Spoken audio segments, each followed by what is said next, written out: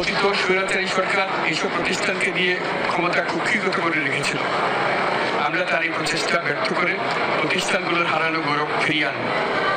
এই ঘৃণ্য চেষ্টায় ব্যবহৃত হয়ে যারা অপরাধ সংগঠিত করেছে তাদেরকে আইনানুগ বিচারের মাধ্যমে শীঘ্রই উপযুক্ত শাস্তি দেওয়া হবে।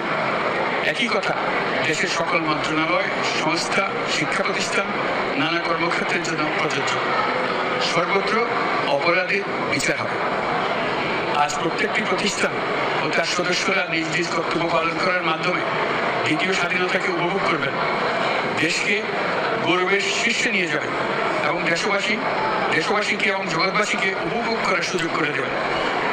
আমি জাতির পক্ষ থেকে প্রত্যেকে নির্ভয়ে আনন্দের চিত্তে নিজ নিজ কর্মস্থলে নিজ নিজ সামর্থ্য নিয়ে এগিয়ে আসতে অনুরোধ করছি।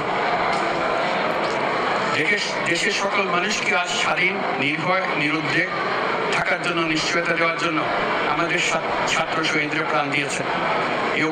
এই অভ্যুত্থানের মাধ্যমে সৃষ্ট সরকার দেশের প্রত্যেকের সরকার। এখানে থাকবে সকলের আকাঙ্ক্ষা পূরণের অধিকার। অরাজকতার বিষ বাষ্প এখন যেই ছড়াবে বিজয়ী ছাত্র জনতা সহ মুক্ত মানুষের আইন শৃঙ্খলা বাহিনীর পূর্ণ শক্তি তাকে ব্যর্থ করে দেবে। নিষ্ঠুর স্বৈরাচারী সরকার দূর হয়ে গেছে।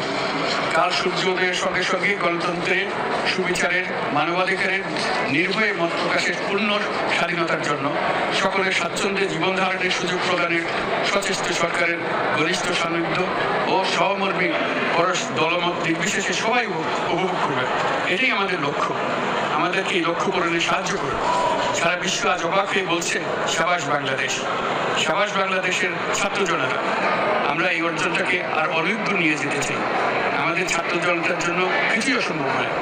আমাদের তরুণরা অসম্ভবকে সম্ভব করতে পারে, তারা সেজন্য প্রতিজ্ঞাবদ্ধ।